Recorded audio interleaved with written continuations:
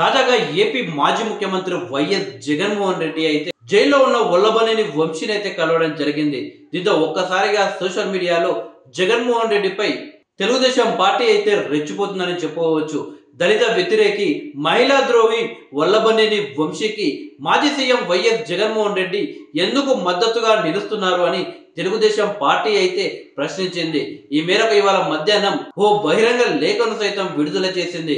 అందులో పలు ప్రశ్నలను జగన్ కు సంధించింది. దళిత వ్యక్తి కిడ్నాప్ కేసులో ఆరోపణలు ఎదుర్కొంటున్న వల్లభనేని వంశీ విజయవాడ సబ్ జైల్లో రిమాండ్ ఖైదీగా ఉన్న విషయం అందరికీ తెలిసిందే.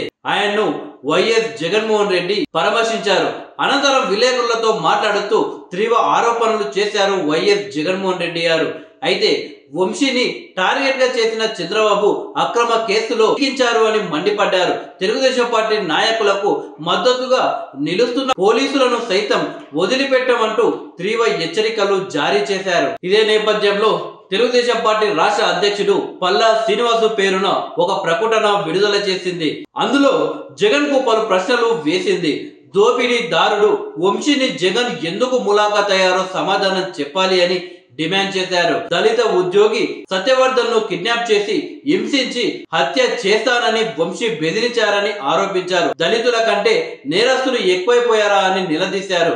ప్రజాస్వామ్య దేవాలయం అసెంబ్లీలోనే దుశ్శాసనుడిలా ప్రవర్తించి మహిళల వ్యక్తిత్వాన్ని కించపరిచిన నేరస్తుడిని జగన్ ఎలా పరామర్శించారు అని ప్రశ్నించారు.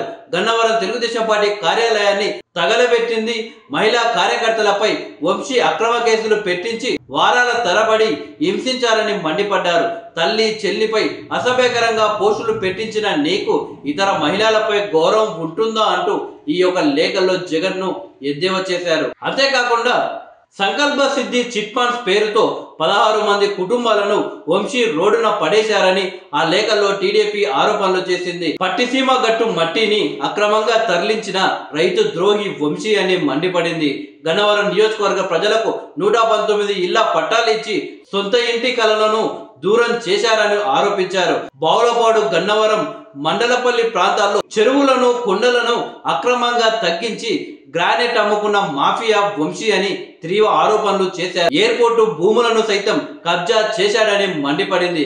అటువంటి దోపిడీదారుడు వంశీతో జగన్ ఎందుకు ములాఖాత్ అయ్యారో చెప్పాలి అని ఆ యొక్క లేఖలో ప్రశ్నించారు.